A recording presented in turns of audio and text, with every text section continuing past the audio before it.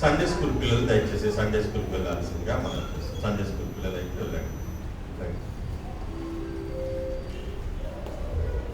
ఈరోజు కొరకై సిద్ధపాటు చేసినటువంటి వాక్య భాగాలను చదువుకుందాం. మొదటి బైబిల్ పాఠంగా పాత నిబంధన గ్రంథం నుంచి 2వ సమూయేలు గ్రంథము 20వ అధ్యాయము 16-17 వచనాలు ఏర్పాటు చేసిన వారు వచ్చి చదువుతారు. దయచేసి గమనించండి. 2వ సమూయేలు గ్రంథము 20వ అధ్యాయము 16-17 వచనాలు.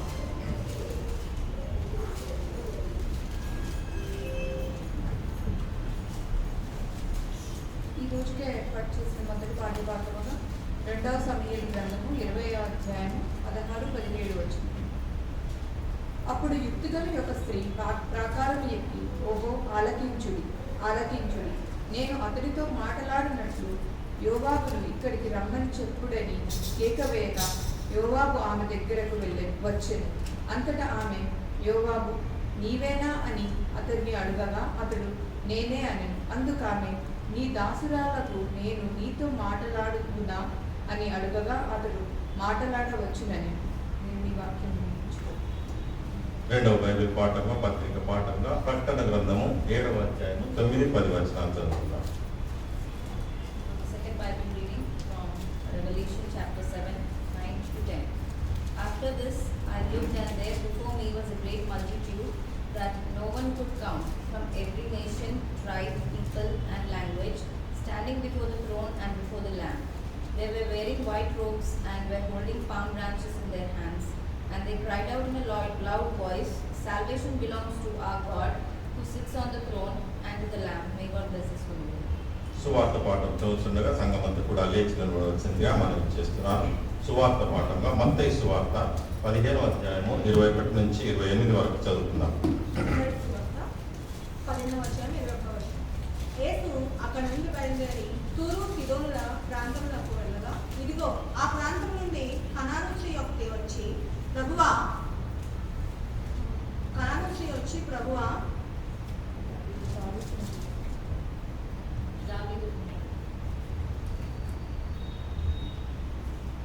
యేసు అక్కడి నుండి బయలుదేరి తూరు సీదోనుల ప్రాంతంలోకి వెళ్ళగా, ఇదిగో ఆ ప్రాంతం నుండి కనాను స్త్రీ ఒకటి వచ్చి, ప్రభువా దావీదు కుమారుడా నన్ను కరుణింపుము, నా కుమార్తె దెయ్యము పట్టి బహు బాధపడుచున్నదని కేకలు వేసింది. అందుకైన ఆమెతో ఒక్క మాట ఆయన చెప్పలేదు. అప్పుడు ఆయన శిష్యులు వచ్చి, ఈమె మన వెంబడి వచ్చి కేకలు వేయించినది కనుక ఈమెను పంపివేయమని ఆయనను వేడుకొనగా, ఆయన ఇశ్రాయేలు ఇంటివారై నశించిన గొర్రెల యొద్దకే గాని మరి ఎవరి యొద్దకు నేను పంపబడలేదని. అయినను ఆమె వచ్చి ఆయనకు నొక్కి, ప్రభువా నాకు సహాయం చేయమని అడిగాను. అందుకు ఆయన పిల్లల రొట్టె తీసుకొని కుక్క పిల్లలకు వేయట యుక్తము కాదని చెప్పగా, ఆమె నిజమే ప్రభువా, కుక్క పిల్లలు కూడా తమ యజమానుల బల మీద నుండి పడు ముక్కలు తిను కదా అని అనెను. అందుకు యేసు, అమ్మా నీ విశ్వాసము గొప్పటి, నీవు కోరినట్టే నీకు అవునుగాక అని ఆమెతో చెప్పాను. ఆ గడియలోనే ఆమె కుమార్తె స్వస్థనమైంది. దేవుడి వాక్యం.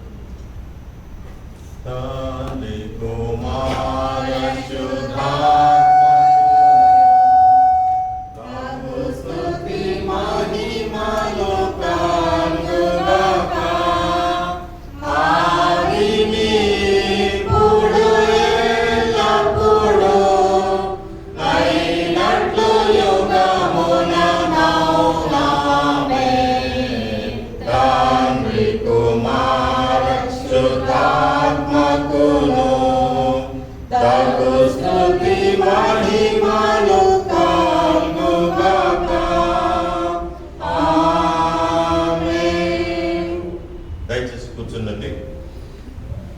ఈరోజు మనము ఇద్దరు స్త్రీలను మనం చూడబోతున్నాం.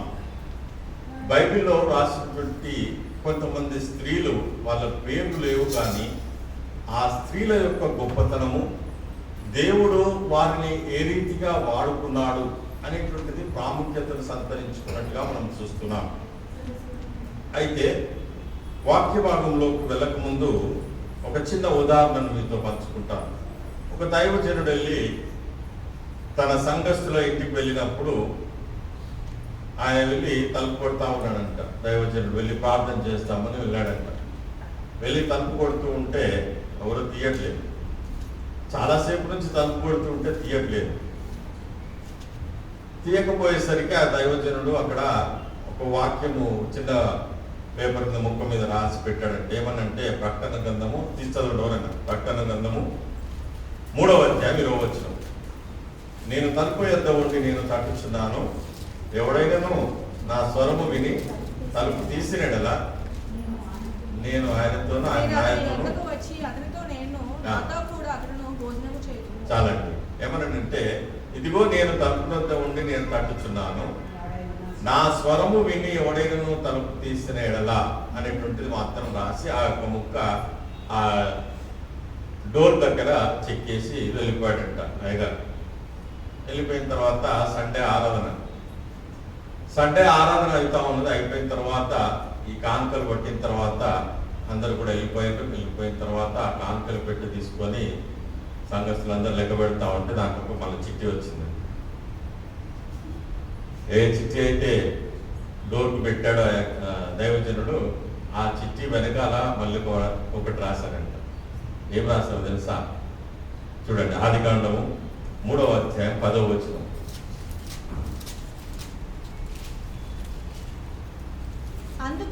అందుకు ఆదాము నాతో నుండుటకు ఆ, నీవు నాకు ఇచ్చిన ఈ స్త్రీయే ఆ వృక్ష ఫలమును కొన్ని 3:10 మూడు అందుకతడు నేను తోటలో నీ స్వరం వినినప్పుడు నేను తోటలో నీ స్వరము వినినప్పుడు దిగంబరగా నుండి గనుక భయపడి తాగుకుంటున్నా నేను.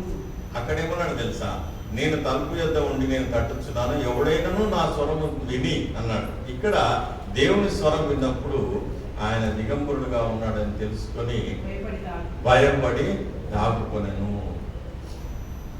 తర్వాత ఈ దైవజనుడు వెళ్ళి ఈ యొక్క చిట్టి గురించి మళ్ళీ అడిగితే, అయ్యగారు పేరెంట్స్ ఎవ్వరు లేము, ఎవరు పిల్లలు ఉండే, వాళ్ళు మీ స్వరం విని అయ్యగారు వచ్చిందని భయపడి తలుపు తీయలేదంట.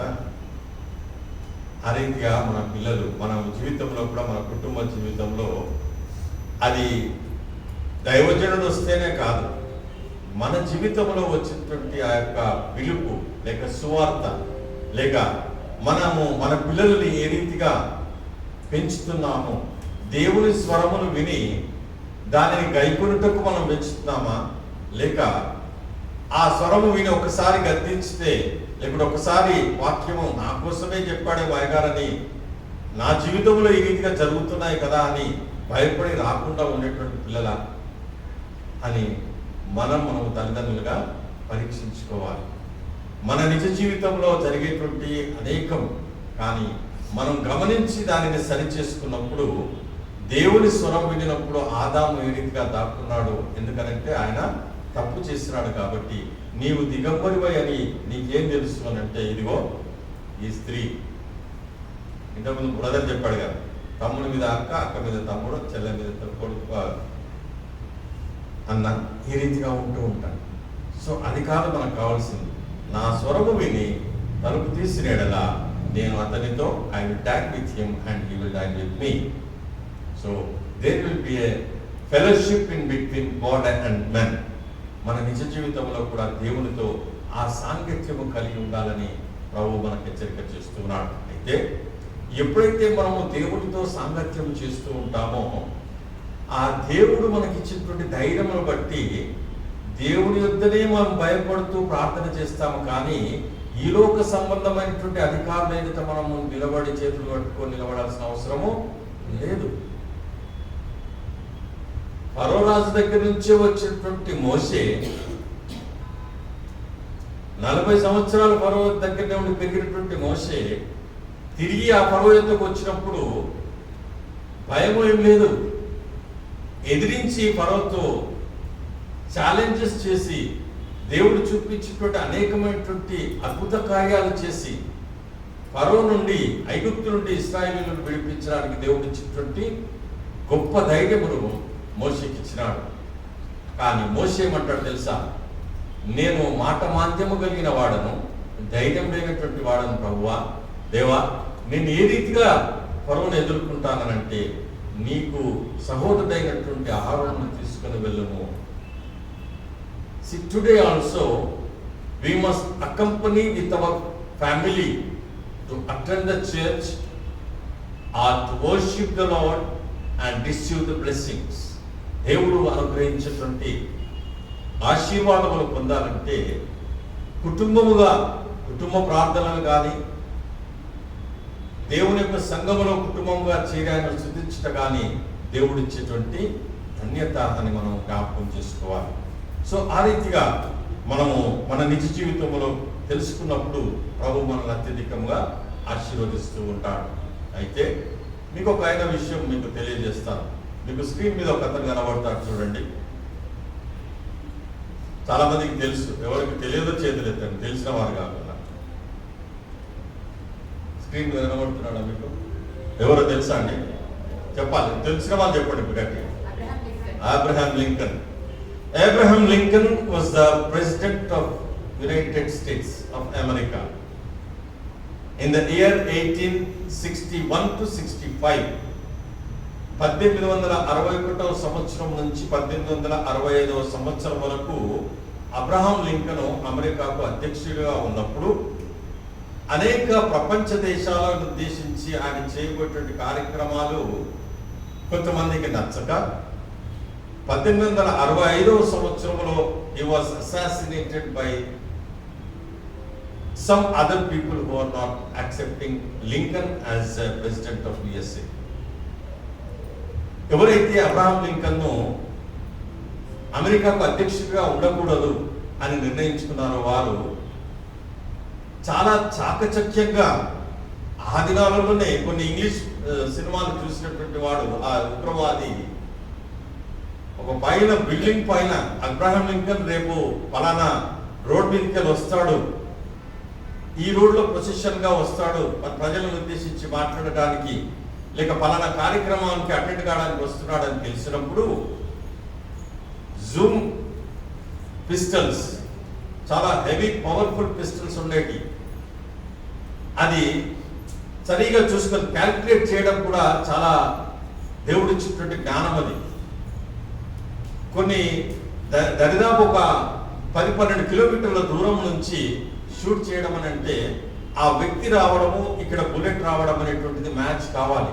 అంత పరిజ్ఞానం కలిగినటువంటి ఆ ఉగ్రవాది he has calculated every second and every minute of the kilometer and he fired him.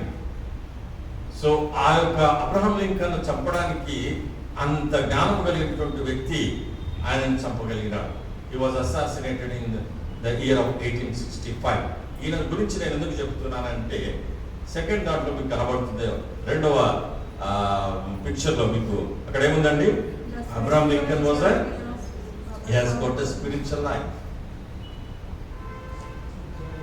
అగ్రరాజ్యమైనటువంటి అమెరికాకు ప్రెసిడెంట్ అయినటువంటి వాడు, ఆయన జీవిత చరిత్ర మీరు తర్వాత చూసుకుంటే గూగుల్లో కానీ సెర్చ్ చేసుకుంటే కనబడుతుంది.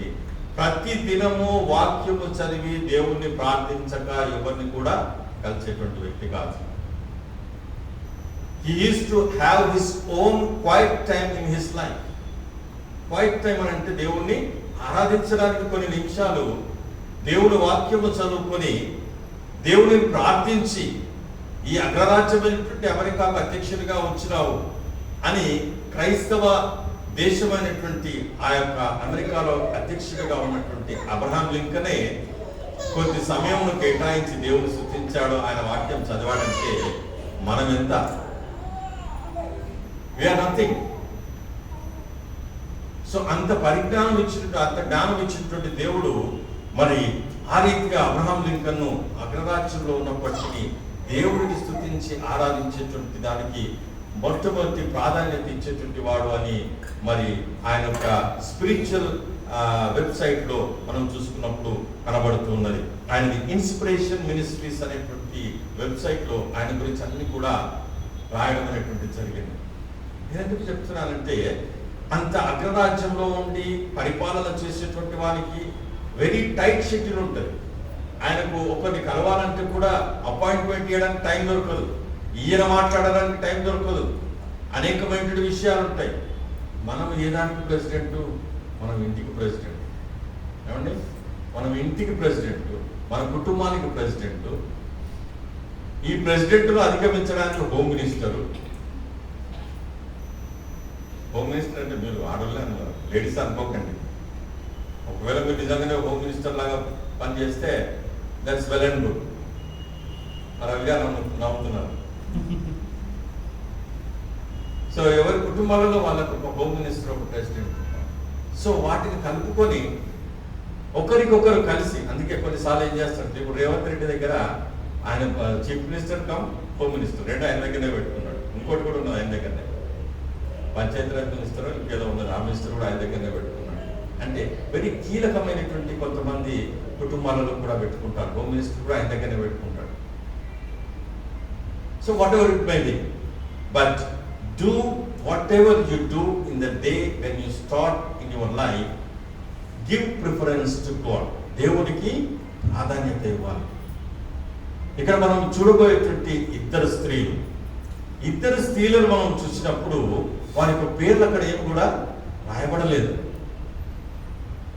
పేర్లు రాయబడినటువంటి స్త్రీలు అయినప్పటికీ అద్భుత కార్యాలు లేక రాజ్యాలనే మార్చేటువంటి వారు, లేక దైవికమైనటువంటి జ్ఞానము దేవుడు వారికి ఇచ్చినప్పుడు అక్కడ దేవుడు చేసినటువంటి గొప్ప కార్యాన్ని మనం చూసినప్పుడు మన నిజ జీవితంలో కూడా మనం దేవుడికి ఇచ్చేటువంటి ప్రాముఖ్యత ఎంత అని మనం జ్ఞాపకం చేసుకోవాలి.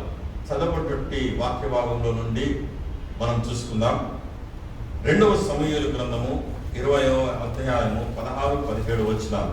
అప్పుడు యుక్తిగల ఒక స్త్రీ, ఏం పేరట ఆమె పేరు? యుక్తిగల ఒక స్త్రీ, యుక్తి కలిగినటువంటి ఒక స్త్రీ. ఆమె పేరు ఏం లేదు, యుక్తి అనంటే దేవుడి ఇచ్చినటువంటి జ్ఞానం. యుక్తి కలిగిన స్త్రీ ప్రాకారము ఎక్కి ఆలకించుడి నేను అతనితో మాట్లాడినట్లు యోవాబు ఇక్కడికి రమ్మని చెప్పుడని కేకవేయగా యోవాబు ఆమె దగ్గరకు వచ్చాడు. అంతటా ఆమె యోవాబు నీవేనా అని అతను అడగగా అతడు నేనే అని. చాలండి, ఇక్కడ చూడండి. అప్పుడు యుక్తిగల యొక్క స్త్రీ, ఈ యుక్తిగల యొక్క స్త్రీ కంటే ముందు ఆమె చేసినటువంటి అక్కడ ఆ యొక్క ప్యాసేజ్ లో మనకు తెలుసుకునేటువంటి విషయం ఏంటంటే, ఇక్కడ దావీదు ఆయన రాజ్య పరిపాలన చేస్తూ ఉన్నప్పుడు ఆయన తర్వాత ఎవరు రావాలి అనేటువంటి తర్జన భర్జనలో ఉన్నప్పుడు అబ్షాలోము కూడా దావీదు కుమారుడు అయినప్పటికీ దావీదుకు ఎంతో శత్రువుగా పరిగణలోనికి తీసుకున్నటువంటి దావీదు ఆయన రాజ్యంలో ఇంకొక వ్యక్తి కూడా నాకు వ్యతిరేకంగా, నాకు ఆటంకంగా ఉన్నాడు అనేటువంటిది తెలుసుకున్నప్పుడు బెన్యామీనుడు, మొదటి వచనంలో మనం చూసుకుంటే అక్కడ మనం తెలుస్తుంది. కొన్ని వచనాలు మనం చదువుకుంటూ ముందుకు వెళ్దాం. బెన్యామీను గోత్రములకు చెందినటువంటి బిక్రీ కుమారుడైనటువంటి షేబా అను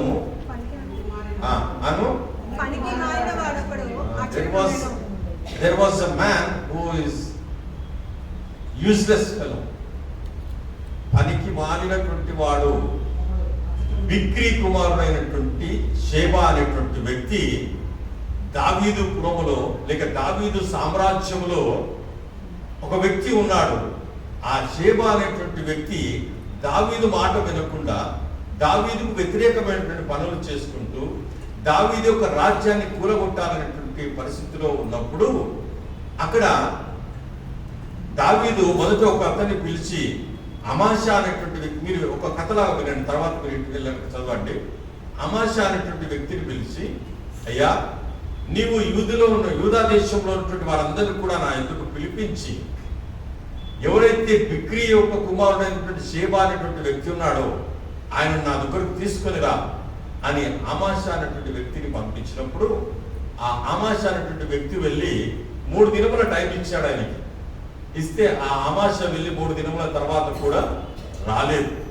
రాకపోయేసరికి దావీదు యోవాబును పిలిచి, యోవాబు నీవు వెళ్ళి ఈ షేబా ఎక్కడ దాచుకున్నాడు ఆయనను తీసుకొని రా, ఆ యొక్క రాజ్యమును మనము స్వతంత్రించుకున్నట్టు నువ్వు ఎంత కృషి చేయాలంత కృషి చేయి, మన దగ్గర ఉన్నటువంటి సైన్యాన్ని తీసుకుని వెళ్ళు అన్నప్పుడు ఈ యోవాబు అనేటువంటి వ్యక్తి బయలుదేరి ఆ షేబా అనేటువంటి వాడిని తరుముకుంటూ వెళ్ళాలని బయలుదేరుతూ ఉన్నప్పుడు అమాషా అనేటువంటి వ్యక్తి కనబడతాడు.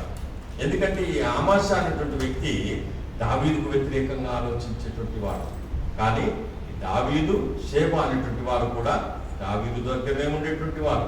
అయినా కానీ ఆయనకు వ్యతిరేకమైనటువంటి పని చేసేటువంటి వారిని చూసినప్పుడు ఈ యోబాబు అమాష కనబడ్డప్పుడు, అమాష బాగున్నావా, అంతా కుశలమేనా అని మాట్లాడుతూనే ఆయన దగ్గర ఉన్నటువంటి కత్తి తీసి కడుపులో పొడిచి అక్కడక్కడనే చంపేస్తాడు అమాష. చంపిన తర్వాత ఈ యోబాబు వెళ్ళి ఆ యొక్క దేశం మీదకి వచ్చినప్పుడు, ఇప్పుడు మనం చదువుకుందాం. ఆబేలు అనేటువంటి ఆ యొక్క ప్రదేశంలోకి వచ్చినప్పుడు 13వ వచనం, ఈ ప్రాకారంలో వచ్చి ఆబేలు బెత్తయ కాయందు బిక్రీని ముట్టడి వేసి పట్టణము ప్రాకారం ఎదుట బురుజు కట్టగా యోవాబు వారందరూ ప్రాకారంలో పడవేయుట దానిని కొట్టిరి. అప్పుడు యుక్తి కలిగినటువంటి ఒక స్త్రీ, ఈ స్త్రీ ఏం చేసిందంటే, యోవాబు నీవేమి చేయకయ్యా, నీకెవరు కావాలని ఎందుకు వచ్చావు, మా పట్టణముకు ఎందుకు వచ్చావు, ఆబేలు అనేటువంటి ఒక పట్టణంలోకి ఎందుకు వచ్చావు అన్నప్పుడు, ఈ ఆబేలు పట్టణంలో ఉన్నటువంటి స్త్రీకి ఉన్నటువంటి ఆ యుక్తి జ్ఞానము చేత మరి అక్కడ దేవుడు మాట్లాడుతున్నాడు. యోవాబు అనేటువంటి వ్యక్తివి నీవేనా అంటే, అవునమ్మా నేనే అంటాడు. అంతటా ఆమె అందుకు ఆమె నీ దాసురాలకు నేను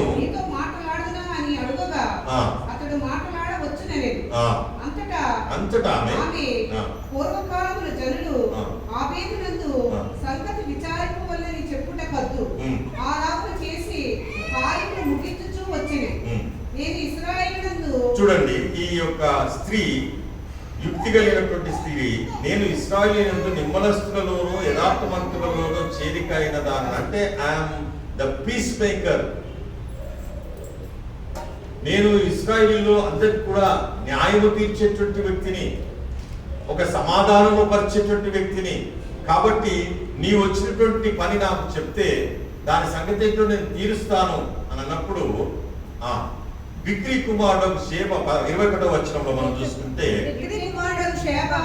ఎఫ్రాయిము మన్యపు వాడు ఒకడు రాజైన దావీదు మీద ద్రోహము చేసి ఉన్నాడు, మీరు వారిని మాత్రము అప్పగించుడి అన్నప్పుడు ఈ స్త్రీ ఏం చేసిందంటే, ఓకే యోబాబు, నీవు అనుకున్నటువంటి రీతిగా షేబా అనేటువంటి వ్యక్తిని నేను అప్పచెప్తానని చెప్పేసి ఆ షేబా ఒక్కడ నుండి తీసుకురంటారా అన్నది.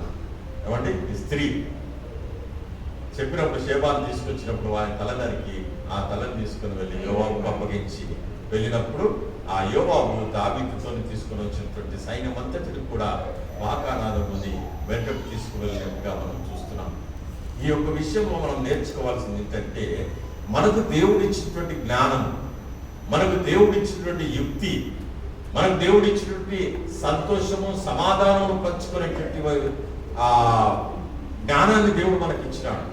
అందుకే క్రీస్తు కూడా ఆ యొక్క కొండ మీద చేసినటువంటి ప్రసంగములలో సమాధానపరచువారు ధన్యులు, వారు సాతాను పిల్లలు అనుకుంటున్నారు. అట్లాగే ఉంది మీ దాంట్లో, రైట్. సమాధానపరచువారు ధన్యులు, వారు దేవుని కుమారులు అనబడుతున్నారు. ఈ యుక్తి గల స్త్రీ, ఆమె పేరు లేదు కానీ సమాధానపరిచి యోవాబును దావీదు సైన్యం అంతటిని కూడా వెనుకకు పంపించినట్టుగా మనం చూస్తున్నాం. సో మన జీవితంలో కూడా, మన కుటుంబ జీవితంలో, మన విశ్వాస జీవితంలో, లేక సంఘ జీవితంలో మనల్ని చూసి ఇతరులు నేర్చుకోవాలి. మనల్ని చూసి అవును సమాధానము, సంతోషము, ఎప్పుడు కూడా ఫలానా బ్రదర్ని నవ్వుతూనే ఉంటాడు. Yes, always you have to smile. అసలు ఆయన ముఖం చూస్తేనే ఎంత వికారంగా పెడతాడు తెలుసా, ఇది బాగుందా? No. See, Christ was visible in our face. మన యొక్క ముఖములో క్రీస్తు యొక్క ప్రేమ కనబడుతూ ఉండాలి, క్రీస్తు యొక్క సంతోషము కనబడుతూ ఉండాలి, క్రీస్తు యొక్క విశ్వాసము, సమాధానము కనబడుతూ ఉండాలి. నీవు క్రైస్తవుడవై ఉండి, నేను చాలాసార్లు చెప్తాను, నువ్వు క్రైస్తవుడై ఉండి నువ్వు ఎట్లా అబద్ధం ఆడుతున్నావయ్యా అని అడుగుతాను. క్రైస్తవుడై ఉండి ఎట్లా నువ్వు చెడబాటలు మాట్లాడుతున్నావు అంట. So we have an identity that God has given. So అది మన యొక్క సొత్తు కాబట్టి వేరే వాళ్ళకు ఎవరికి కూడా అది ఇవ్వడలేదు. అది మనకు దేవుడిచ్చినటువంటి స్వాస్థ్యము, సంతోషము, సమాధానము, లేక 9 మనకి ఇచ్చినటువంటి ఆ యొక్క ఆత్మఫలములను మనం కలిగి ఉండాలని ప్రభు మనకు హెచ్చరిక చేస్తున్నాడు. చివరిగా మనము సువార్త పాఠంలో ఉన్నటువంటి కొన్ని విషయాలు మనం చూసి ప్రభు బల ఆరాధన కొరకు మనం సిద్ధపడతాం. మత్తయి సువార్త చదవబడినటువంటి వాక్య భాగము 15వ అధ్యాయము 21 నుంచి. యేసు అక్కడి నుండి బయలుదేరి తూరు సీదోనుల ప్రాంతంలోకి వెళ్ళగా ఇదిగో ఆ ప్రాంతం నుండి కానాను స్త్రీ ఒకటి వచ్చి, ప్రభువా, దావీదు కుమారుడా, నన్ను కరుణించుము, నా కుమార్తె దయ్యము పట్టి బహుబాధపడుచున్నది కేకలు వేసెను. అందుకు ఆయన ఆమెతో ఒక్క మాట ఏమీ చెప్పలేదు. అప్పుడు ఆయన శిష్యులు వచ్చి, ఈమె మన వెంబడి వచ్చి కేకలు వేయించినది కనుక ఈమెను పంపివేయమని ఆయన వేడుకొనగా. చూడండి, ఇక్కడ మనం చూస్తున్నాము, యేసు అక్కడ నుండి బయలుదేరి తూరు సీదోను. మనం ఈ ప్రాంతాలను మనం గమనిస్తే తూరు ఏంటో సీదోను ఏంటో మనం ప్రపంచ పట్టణంలో కనబడాయి, ఎప్పుడు వెళ్ళలేదని అనుకుంటాం. కానీ అప్పుడున్నటువంటి పట్టణాల పేర్లు ఈ ఒక ప్రెసెంట్ అట్లాస్ లో మనం చూసుకుంటే అవి మార్చబడినాయి. ఈ తూరు సీదోను అని అంటే అది ఏమో దేశాలు అనుకోకండి, లెబానోను, సిరియా దేశాలు. ఈ గల్ఫ్ కంట్రీస్ లో ఉన్నటువంటి వారికి అందరికి కూడా తెలుస్తుంటాయి. మన బైబిల్లో కూడా పురాతన కాలంలో ఉన్నటువంటి ప్రదేశాలు, ఇప్పుడున్నటువంటి ప్రదేశాలు అని కొన్ని మనం చూపిస్తూ ఉంటారు యూట్యూబ్లో. అవి గమనించండి. ఈ తూరు సీదోను అని అంటే లెబానోను, సిరియా దేశంలో ఉన్నటువంటి జీవించేటువంటి ప్రజలు ఎవరనంటే, నోవహు తర్వాత ఈ యొక్క ప్రపంచమంతా కూడా ప్రజలు విస్తరిస్తూ ఉన్నప్పుడు షేము, హాము, యాఫేతు, షేము కుటుంబం నుంచి వచ్చినటువంటి ట్రీ ఏదైతుందో అది దావీదు వంశం నుండి క్రీస్తు వరకు వచ్చినటువంటి ట్రీ. నోవహు, షేము, దావీదు, క్రీస్తు మధ్యలో చాలా మంది ఉన్నారు. This is the tree. తర్వాత హాము నుంచి వచ్చినటువంటి స్త్రీ ఆ యొక్క ట్రీ ఏంటంటే ఈ సిరియా, ఈ యొక్క లెబనాను లేక టర్కీ, ఈ దేశాలలో విస్తరించినటువంటి వారు హాము అనేటువంటి సంతానం నుంచి వచ్చినటువంటి వారని హిస్టరీ ఈరోజు మనకు చరిత్ర చెబుతూ ఉన్నది. కాబట్టి ఆ దేశంలో ఉండేటువంటి ఆ ప్రజలలో మధ్యకు యేసు ప్రభు తూరు సీదోను ప్రాంతంలోకి వెళ్ళగా, ఆ చుట్టుప్రక్కల ఉన్నటువంటి ప్రాంతము యొక్క టిబెట్ లేక ఆ ప్రాంతాలను కలిసి చెప్పుకున్నటువంటిది కనాను దేశం. ఆ కనాను స్త్రీ ఇక్కడ చూడండి, తూరు సీదోను ప్రాంతంలోకి వెళ్ళగా ఆ ప్రాంతము నుండి కనాను స్త్రీ ఒకటి వచ్చి, ప్రభువా, దావీదు కుమారుడా, నన్ను కరుణింపుము. అయితే ఇక్కడ మనం జ్ఞాపకం చేసుకోవాల్సింది ఏంటంటే, తూరు సీదోను అనేటువంటి ప్రాంతంలోకి యేసు ప్రభు వచ్చినప్పుడు యూదులకు సంబంధించినటువంటి క్రీస్తు, యూదయా దేశంలో ఉన్నటువంటి వారందరూ కూడా క్రీస్తు మెస్సియా వస్తాడనేటువంటి నమ్మకము కలిగినటువంటి వారు ఈ వేరే ప్రాంతంలో నుంచి వచ్చినటువంటి వారికి కానీ, సమరయా దేశంలో నుంచి వచ్చినటువంటి వారికి కానీ ఎటువంటి సాంగత్యము యూదులకు ఉండదు.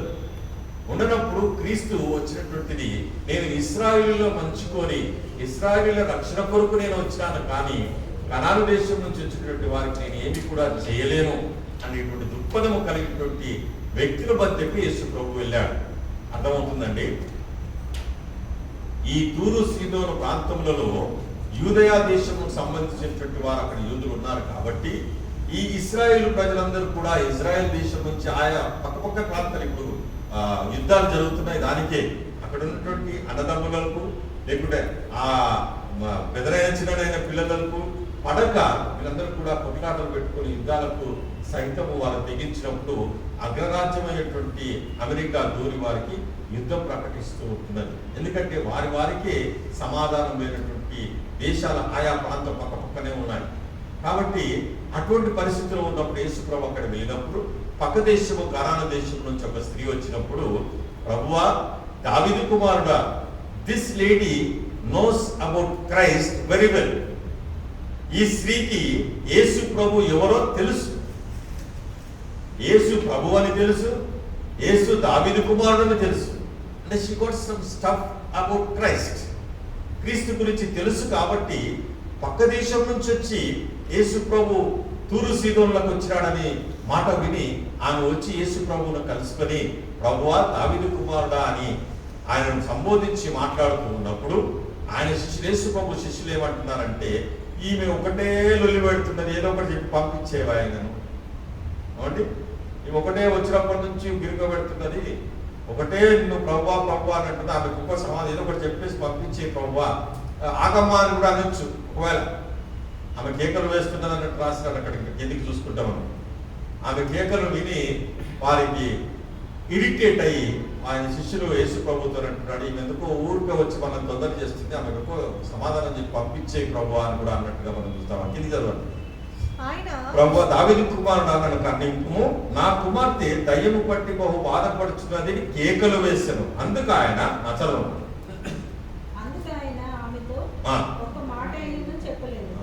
చూడండి, షీ వాస్ షౌటింగ్. ఎవరైనా అరుస్తూ ఉంటే పిలుస్తూ ఉంటే చప్పుడు చేయకపోతే ఏమనిపిస్తుంది? చెవిటోడా, తెలివి లేదా, నేను ఇంత అరుస్తున్నాను, నా కుమార్తె దయ్యం బట్టి బాగాలేదని నేను ప్రభువా దావీదు కుమారుడా నన్ను కరుణించు, హ్యావ్ మర్సీ ఆన్ మీ అని ఇంతగా నేను కేకలు వేస్తూ ఉన్నప్పుడు యేసు ప్రభు పట్టించుకోలేదు. There was a silent period. చూడండి, మీరు కూడా కంప్యూటర్లో కానీ ల్యాప్టాప్లో కానీ ఏదైనా వెబ్సైట్ కావాలని మీరు కొట్టినప్పుడు, లేకుంటే ఏదైనా ఇన్ఫర్మేషన్ కావాలన్నప్పుడు మీకు ఒక రింగ్ తిరుగుతూ ఉంటుంది ఇలా కదా. That is a silent period. It is working. అది పనిచేస్తుంది హార్డ్ డిస్క్లో. ఇమ్మీడియట్గా రాదు. నువ్వు అడిగినది ఇమ్మీడియట్గా అది రిజల్ట్ ఇవ్వాలంటే కొంచెం టైం తీసుకుంటుంది అది. సో ఆ రింగ్ తిరుగుతూ it's searching period are browsing or something else. Loading browsing searching ఎన్నో మనం ఉంటా ఉంటాయి. సో అది ఇంకా తిరుగుతూనే ఉంటుంది. ఎంతసేపు తిరుగుతుంది అంటే మనం ఒకవేళ స్టఫ్ చాలా దాంట్లో ఉంటే అది ఇంకా టైం ఎక్కువ తీసుకుంటుంది. ఎందుకంటే ఆ డేటా కూడా చాలా ఫుల్ నిండిపోయింది కాబట్టి నువ్వు చాలా ఫోటోలు తీసుకున్నావు, చాలా వీడియోలు ఉన్నాయి నీ ఫోన్లో, కాబట్టి ఇంకా లేట్ అవుతుందని అంటారు. But that silent period is something nothing but it is working. అది పని చేస్తుంది. యేసుక్రీస్తును కూడా ఆమె కేకలు వేసినప్పుడు ప్రభువు మాట్లాడలేదనంటే he is working. He is observing that lady whether she had that faith or not. ఆమెకు నిజమైన విశ్వాసము కలిగి ఉందా, లేకుంటే నన్ను పరీక్ష చేయడానికి వచ్చిందా, లేకుంటే తన అవసరం కొరకు వచ్చిందా, ఎన్నో క్వశ్చన్స్ ఉండొచ్చు. సో ఇవన్నీ కూడా అంటే ఆమె వచ్చేటప్పుడు ప్రభువుకు తెలియదా? తెలుసు. ఆమె వస్తుంది, అరుస్తుంది, ఆమె బిడ్డ బాగాలేదని తెలుసు, ఆమె ఏమడుగుతుందో చూద్దామని తెలుసు. ఒకసారి గుడ్డోత్తరు కూడా వచ్చినప్పుడు ఏమన్నాడు తెలుసా? నేను నీకేం చేయాలని అంటాడు. ఎదురుగా వచ్చి గుడ్డోడు నిలబడితే ఏం చేయాలని ప్రభువుకు తెలియదా? కళ్ళు కనబడతలేవు వాళ్ళకి. నేను ఏం చేయాలి, what you want me to do, నేను నీకేం చేయాలని కోరుకుంటున్నామంటాడు గుడ్డివాడిని యేసు. ఇక్కడ కూడా ఆయన మాట్లాడలేదు. ఆమెను శిష్యులు వచ్చి ఈమె మన వెంబడి వచ్చి కేకలు వేయుచున్నది కనుక ఈమెను పంపివేయమని ఆయనను వేడుకొనగా. చూడండి, ఇక్కడ ఆమె కేకలు వేస్తూ ఉన్నప్పుడు ఈమెను పంపివేయమని ఆయనను వేడుకొనగా ఆయన ఇశ్రాయేలు వంటి వారై నశించిన గొర్రెల యొద్దకే గాని మరి ఎవరి యొద్దకు నేను పంపబడలేదనను. చూడండి, ఈమె ఏమడుగుతుంది, యేసు ప్రభు ఏం ఆన్సర్ ఇస్తున్నాడు? అసలు సైలెంట్ పీరియడ్ ఎందుకు పెట్టాడు యేసు ప్రభు? యేసు ప్రభుని ఈమెమడుగుతుంది, ప్రభువా దావీదు కుమారుడా నా కుమార్తె దయ్యం పట్టి చావలే ఉన్నది, నన్ను కరుణింపుమా అని అన్నప్పుడు యేసు ప్రభు ఇంకా వినట్లేదు. విని కూడా సైలెంట్గా ఉన్నాడు. మన క్రైస్తవ జీవితంలో కూడా సైలెంట్ పీరియడ్ అనేటువంటిది ఉంటుంది. నాకు ఉద్యోగం రాలేదు, నా చదువులు ఇంకా కంప్లీట్ కాలేదు, నేను ఎంత చదివినా కానీ పాస్ కావట్లేదు, నేను ఉద్యోగం కోసం ఎన్ని ఇంటర్వ్యూస్ ఇచ్చినా కానీ ఇంటర్వ్యూ రావట్లేదు, నాకు ఉద్యోగం రావట్లేదు, నేను ఎంత ప్రయత్నం చేసినా కానీ నేను అనుకున్నది సాధించలేకపోతున్నాను. ఓవరాల్గా మనం అనుకుంటే, because when you pray to God is working on your request. ఆ సైలెంట్ పీరియడ్ దేవుడు పనిచేస్తున్నాడు. పనిచేస్తున్నటువంటిది శిష్యులకు తెలియదు, కానీ ఈమె కేకలు వేస్తున్నది, ఈమె ఏదో ఒకటి చెప్పి పంపివేయమన్నప్పుడు అక్కడ ఏమంటాడంటే యేసు ప్రభు ఇవన్నీ చెప్తే ఏమంటాడంటే ఇశ్రాయేల్ ఇంటి వారి నశించిన గొర్రెల యొద్దకే కానీ మరి ఎవరి యొద్దకు కూడా నేను అంటే Christ came to save only Israelites. నేను ఇశ్రాయేల్ కొరకు వచ్చానమ్మా, నువ్వు కనాన్ నుంచి వచ్చినటువంటి స్త్రీవి, నేను నీకేం చేయాలా? నేను పంపబడినటువంటి పని ఏంటంటే ఇశ్రాయేలును రక్షించడానికి నేను వచ్చినాను, నీవు కనాను స్త్రీవి కదా అని అన్నప్పుడు అప్పుడు ఆమె ఏమంటారు చూడండి, అయినను ఆమె వచ్చి ఆయనకు నొక్కి ప్రభువా నాకు సహాయం చేయమని అడిగాను. చూడండి, ఈ యొక్క ప్యాసేజ్ మీరు తర్వాత ఇంటికి వెళ్ళాక దీనికి సంబంధించిన 2 ప్యాసేజ్లు ఉంటాయి. ఆ 2 ప్యాసేజ్లు కూడా ఒక్కొక్కటి చదువుకోండి. దాంట్లో చాలా అర్థపూరితమైనటువంటి ఉంటాయి.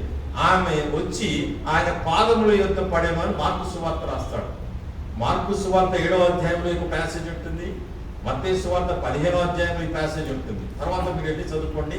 ఈ వ్యత్యాసంలో సమ్ ఇలిస్ట్రీ అంటే కొంచెము విశదీకరించడం అనేటువంటిది ఎక్కువగా ఉంటుంది.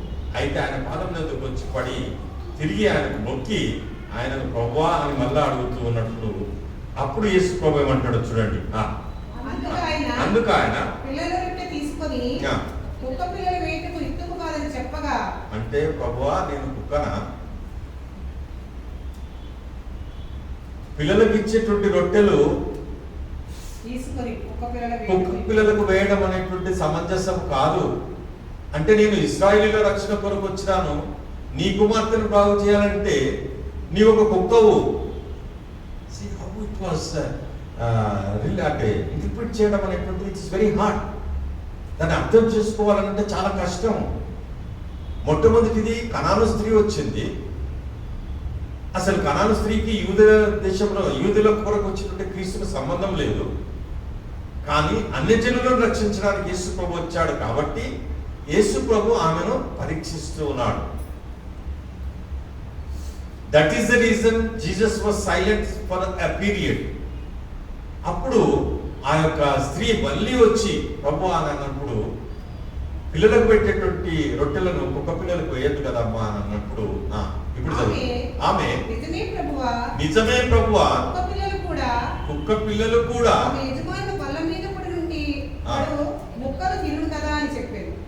అవును ప్రభువా నువ్వు చెప్పింది కరెక్టే. ఏంటి, పిల్లలకు పెట్టాల్సిన కుక్క పిల్లలకు పెట్టాల్సిన అవసరం లేదు. కానీ పిల్లలు తిన్న తర్వాత, యజమానుడు తిన్న తర్వాత కింద పడేటువంటి ముక్కలు కుక్క పిల్లలు కూడా తింటాయి కదా అన్నప్పుడు యేసు ప్రభు ఆమె ఇప్పుడు ఆ సైలెంట్ పీరియడ్ అయిపోయింది. ఆమెకు ఉన్నటువంటి విశ్వాసము, ఆమె లోపల హృదయంలో ఉన్నటువంటి ఆ యొక్క వేదన అనేటువంటి బయటకు వచ్చినప్పుడు అక్కడ మనకు కనబడుతుంది. చూడన్నా అందుకు యేసు అమ్మా చూసారా, అమ్మా అని వచ్చింది చూసారా. ఎందుకనంటే షీ వాజ్ వెరీ పేషెంట్. ఆమె చాలా ఓపికతో ఉంది. తన కుమార్తెను బ్రతికించుకోవాలి. The ultimate result she want to save her daughter. అటువంటిప్పుడు ప్రభు యొక్క ఇంకా పాదముల మీద పడి బ్రొక్కి వేడుకుంటూ ఉన్నది. మేము కుక్క పిల్లలు అయినప్పటికీ పర్వాలేదు ప్రభు, కానీ ఆ ముక్కలేవో నాకు పడి అన్నప్పుడు అమ్మా నీ విశ్వాసము గొప్పది, నీవు కోరినట్టే నీకు అవును కాక అని ఆమెతో చెప్పాను. ఆ గడియలోనే ఆమె కుమార్తె స్వస్థత. This is all what today God is speaking with us. దేవుడు మనతో మాట్లాడేటువంటి విషయం ఏంటంటే స్త్రీలు, ఇక్కడ కూడా ఈ స్త్రీ కనాను స్త్రీ కానీ పేరు లేదని, అక్కడ కూడా లేబా స్త్రీ అని పేరు లేదు. ఆ లేబా స్త్రీకి ఇచ్చినటువంటి జ్ఞానము ద్వారా దావీదు నుంచి వచ్చినటువంటి ఆ యొక్క యోబాబును సమాధానంతో పంపించినటువంటి స్త్రీ. ఇక్కడ కూడా ఈ స్త్రీ తన కుమార్తెకు దయ్యము పట్టి చావనై ఉన్నదని ప్రభు ఎదురుకు వచ్చినప్పుడు ప్రభు అక్కడ ఆమెకున్నటువంటి విశ్వాసాన్ని పరీక్షిస్తూ ఉన్నాడు. పరీక్షించి తెలుసుకున్నప్పుడు ఆమె నిజమే నీ విశ్వాసము గొప్పది అమ్మా అని అంటున్నాడు బోధించడం. చూడండి, అంతవరకు కూడా శిష్యులు ఈమె ఎవరో వచ్చారు, ఊగా మా పక్కన అని ఉండొచ్చు, ఏమేమి జరిగిందో మనకు తెలియదు, అక్కడ రాయలేదు, అవమానపరిచిండొచ్చు. ఈమె ఇంకా ఆ ప్రభు మీద వచ్చి కాళ్ళ మీద పడి నొక్కి మార్కు సువార్తలు ఇంకా ఎక్కువగా విశదీకరించినాడు, క్లియర్గా రాసినాడు. అక్కడ ఆమె కాళ్ళ మీద పడి యేసు ప్రభువును వేడుకుంటూ ఉన్నది, కేకలు వేస్తూ ఉన్నది. ఎందుకో తెలుసా, యేసు ప్రభు తప్పకుండా నా కుమార్తెను స్వస్థపరుస్తాడు. That only faith she had in her life. ఆమె జీవితంలో యేసు ప్రభు తప్పకుండా నా కుమార్తెను బాగుపరుస్తాడు, స్వస్థపరుస్తాడు. అదే రీతిగా మన నిజ జీవితంలో కూడా మన పిల్లలు, మన తల్లిదండ్రులు, మన కుటుంబం ఆశీర్వదింపబడాలి అంటే ఓపికతో ఉన్నారు. ఓపికతో దేవుడిని ప్రార్థించినప్పుడు నీ ప్రార్థన దేవుడి ఎదురు చేరాలంటే it will take some time. ఎందుకో తెలుసా, మన హార్ట్ డిస్క్ చాలా ఫుల్గా ఉంది. ఏం ఫుల్గా ఉంది తెలుసా, ఒక 2 నిమిషాలు ప్రార్థన చేస్తున్నాం కానీ 24 అవర్స్లో ఒక 2 మినిట్స్ అయ్యో నాకు మంచి ఉద్యోగం కావాలి, నా పిల్లలకు మంచి వివాహం కొరకు పెళ్ళిళ్ళు కావాలంటే మంచి పిల్లలు దొరకాలి, లేకుంటే మంచి ఏదో ఒకటి మనం అనుకుంటాం. అది అనుకునేది ఒక 2 minutes 5 minutes at the most 10 minutes. But we have 24 hours. ఈ 24 అవర్స్లో మన హార్డ్ డిస్క్ ఎంత ఫుల్ అయిందంటే 8 అవర్స్ డ్యూటీ, ఇంకా తగ్గిన 6 అవర్స్ ఇంట్లో పనులు, ఇంకొకటి గంటలు పిల్లలు ఉతుక్కోవాలా, బట్టలు ఉతుక్కోవాలా, ఇల్లు ఉతుక్కోవాలా. సో ఇవన్నీ అయిపోయే వరకు ఈ హార్డ్ డిస్క్ అయిపోయింది. ప్రభువు మన 10 నిమిషాల్లో ప్రార్థన చేసి ఇంకా తిరుగుతూనే ఉంది. ఈ తిరుగుడుతోటికి పోవాలనంటే మనం కొన్ని డిలీట్ చేస్తూ ఉండాలి. అన్వాంటెడ్ ఫైల్స్ రిమూవ్ అన్నది వస్తుంది మనకు. దాన్ని క్లీన్ వాట్సాప్ మన దాన్ని ఏమంటే సాఫ్ట్వేర్, క్లీన్ సాఫ్ట్వేర్ మనం నోట్ చేసుకుని దాన్ని మనం క్లీన్ చేసినప్పుడు అన్వాంటెడ్ ఫైల్స్ అన్ని కూడా క్లీన్ చేస్తూ ఉంటుంది. బ్రష్ పెట్టి క్లీన్ చేస్తూ ఉంటుంది. అది కూడా టైం తీసుకుంటుంది. ఆ బ్రష్ చూపిస్తూ ఉంటుంది ఇట్లా కదా. సో ఆ క్లీనింగ్ అనేటువంటిది మన నిజ జీవితంలో హార్డ్ డిస్క్ ఫుల్గా ఉండకుండా కొన్ని క్లియర్ చేసుకొని ప్రభు యొక్క 10 నిమిషాలది 20 నిమిషాలు, 20 నిమిషాలది హాఫ్ అన్ అవర్ ప్రార్థన చేసినప్పుడు అమ్మా నీ విశ్వాసము గొప్పది. సో మన విశ్వాసం కూడా గొప్పగా ప్రభు దృష్టిలో ఉండాలంటే దేవుని బ్రతిమాలుకొనుచున్నాను. ఆమె మొదట వచ్చి ప్రభువా దావీదు కుమారుడా నా కుమార్తె పలానా పలానా, she has submitted her appeal. So appeal was not granted, appeal was not accepted also, not accepted, not granted. It was in silent period for a while. కొంతసేపు అది నెమ్మదిగా ప్రభు ఆ ఫైల్ను ముందొచ్చిన ఫైళ్ళ కన్నా కింద పెట్టేశాడు. ఈ పైన ఫైల్స్ అన్ని క్లియర్ చేసిన తర్వాత నీ ఫైల్ వస్తుంది ఉన్నామన్న ఇలా అన్నాడు. అప్పుడు ఆ యొక్క ఫైల్ తీసుకున్నప్పుడు ఆమె యొక్క విన్నపాన్ని ప్రభు విని ఆమెకు ఉత్తరం ఇస్తున్నాడు. ఏంటో తెలుసా, అమ్మా నీ విశ్వాసము గొప్పది. మన విశ్వాసం ఎంత ఉన్నదో మనం చూసుకోవాలి. మన నిజ జీవితంలో కూడా అనేకమైనటువంటి విషయాలు మనము మన జీవితంలో ఉంచుకున్న మన యొక్క ప్రణాళికలో ఉన్నప్పుడు ప్రభువుకి ఇచ్చేటువంటి సమయం ఎంత. నాకు ఇచ్చిన సమయం అయిపోయిందని నాకు ఇన్స్ట్రక్షన్ వచ్చేసింది. సో దేవుడు మనకిచ్చినటువంటి యొక్క జీవితంలో దేవుడికి మనం ఎంత సమయం ఇస్తున్నాము. లైక్ వైజ్ కొన్ని సంఘంలో ఇంప్లిమెంట్ చేస్తున్నాం. ఎందుకంటే వచ్చినటువంటి వారు నూతన ఫ్యామిలీస్ వస్తూ ఉన్నప్పుడు చాలా సమయం అవుతుందండి ఈ సంఘంలో. No, you will maintain time. అక్కడ ఆమెకి ఇన్స్ట్రక్షన్ ఇచ్చేసినాం, ఎవరెవరికి ఎంత టైం ఇవ్వాలో చెప్పేసినాం. అక్కడ ఆమె టైం చూడంగానే విజిటేషన్స్. సో ఆ రీతిగా మనం ఒక క్రమము పాటించినప్పుడు మన నిజ జీవితంలో కూడా మన యొక్క విశ్వాసాన్ని దేవునికి తెలియజేయాలంటే we have an identity that we are Christians. క్రైస్తవులంగా మనం ఉన్నప్పుడు మన విశ్వాసాన్ని దేవునికి కనపరుచుకోవాలంటే మనము వినయ విధేయతలతో ఆయనను ప్రార్థించినప్పుడు ప్రకటన గ్రంథంలో చదువుకున్నటువంటి రీతిగా మనం తీయాల్సిన అవసరం లేదు. అక్కడ రక్షణ కొరకు ఆ యొక్క మాట రాసినట్టుగా మనం చూస్తున్నాం. సో మనం రక్షించడానికి యేసు ప్రభు తిరిగి 2వ రాకడలో వచ్చే పర్యంతము మనకున్నటువంటి విశ్వాసాన్ని మనము గట్టిగా పట్టుకొని మన విశ్వాసంలో కొనసాగించినప్పుడు దేవుడు యేసు ప్రభు వచ్చినప్పుడు మనము ఎత్తబడే గుంపులో ఉంటామని దేవుడు మనకి ఇచ్చినటువంటి వాక్యాన్ని బట్టి దేవుడు మనం దీవించునుగాక. మనం ఒక పాట పాడుతున్నాం.